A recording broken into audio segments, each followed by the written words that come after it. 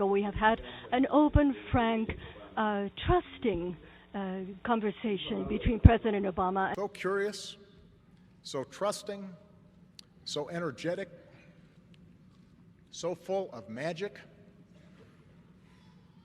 This officer, like so many others I've met on bases in Baghdad and Bagram, and at Walter Reed and Bethesda Naval Hospital, spoke with humility about how his unit worked together as one, depending on each other and trusting one another, as a family might do in a time of peril.